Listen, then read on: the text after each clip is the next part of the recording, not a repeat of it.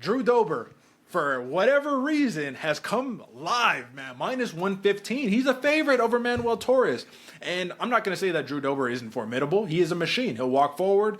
The granite chin, right? The infamous chin of Drew Dober.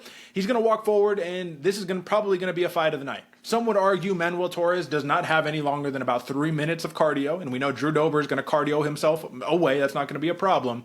But do you trust a 36-year-old, AJ? Do you trust a 36-year-old Drew Dober to be the guy to dethrone another hot prospect? It's almost like that's the theme of what this year has been. All the prospects are just getting sent to the back of the queue by the OG veterans. Not a good business model, but I'm a little concerned seeing Drew Dober as a favorite. I'm interested to know what caused the line flip. Talk to me.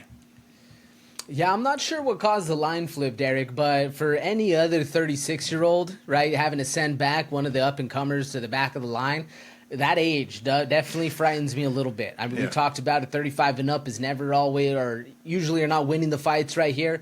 But where Drew Dober comes into play with the granite chin, with his mentality, and with the way he's able to get fights going, I mean, he posted it himself. He said, I forget the exact quote, but it's like he's basically the Kmart Justin Gaethje, man. Yeah. He fights top talents and has great fights. I fight middle of the pack and have great fights. He knows where he's at. He knows where his career's at. He's there to have a lot of fun, which can also worry me because then you're going in there a little reckless, looking to put on a show. But I do think Drew Dober, with how he fights and his durability, that's what's going to be able to drag him through this fight. One way to describe this one, man, a walking car crash. This matchup is just literally, they're going to crash together, someone's going to drop. And I'm not sure who's going to drop because Manuel Torres, on my film study, man, he gets rocked every fight. Every single fight. But Drew Dober does too, man. The thing is, he just weathers through it, man. So let's look at this, right? Drew Dober, interestingly enough, I went deep here. 9-3 in the UFC when he closes as a betting favorite right here. So I'm like, all right, well, the track record is speaking for itself right here. Manuel Torres, on the other hand, listen, he's never been a dog in the UFC. He's 3-1 as a favorite, but every single fight is so close. Camacho, you got rocked, you ended up knocking him out. Mota, you got rocked, you elbowed him into oblivion. The Duncan, that was just a quick submission, you hopped on it. And then Bahamondes, man, they were going back and forth. Bahamondes got the best of them.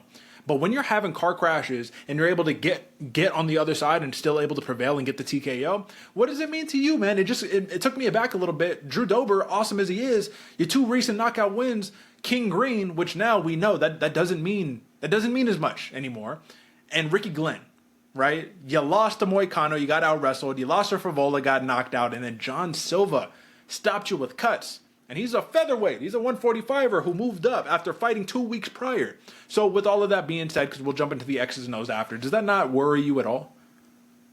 Oh, absolutely, Derek. Absolutely, it worries me a lot. But what makes me think that Drew Dober has not only a fighting chance, but has a really good chance in this fight right here is what you were saying earlier. Manuel Torres, he gets touched up. And when he does, it does get a little wobbly, especially in the Bahamondes fight. We saw the momentum's rolling. You get touched up on the chin a little bit. Who knows what's happening next? You could come back with a crazy elbow, or you could just get steamrolled right after. And when you're fighting a fighter like Drew Dober, more often than not, that steamroll is coming.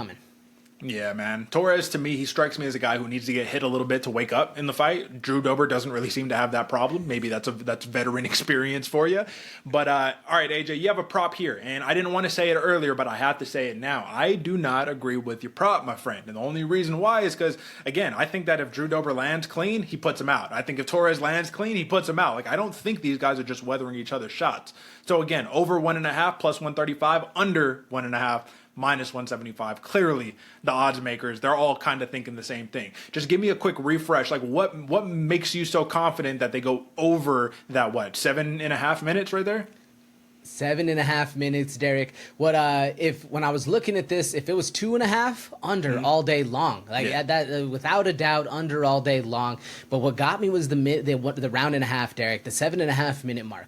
Do I think there's going to be a car crash? Absolutely. Do I think the fight's going to end before that? No, I think this one's going to be past that first round. Then we're going to get in there, and I do think we're going to be looking at that time, right? Looking at that 2.5 minute mark coming up in the second round, and that's what's really going to be it. I definitely think this one, as dangerous as both fighters are, especially at elevation, knowing the gas tank of Torres and knowing that Drew Dober has to be able to find his moments instead of just going there wild.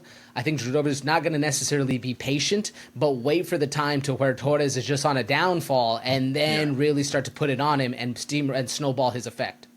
Well, I hope you were right, my friend, because Manuel Torres in his 15 career wins has only won one time outside of the first round. 14 first round victories, either submission or a knockout. So let's talk the X's and O's right here. I'm going to take the under. I think it's going to be a knockout, but I am also intrigued. And what does the submission here look like, man? Drew Dober talked about against, I think it was against John Silva. It was against one of them where he was like, yeah, I'm going to do a little bit of wrestling, right? Like he thinks he can grapple a bit, right? Which is awesome.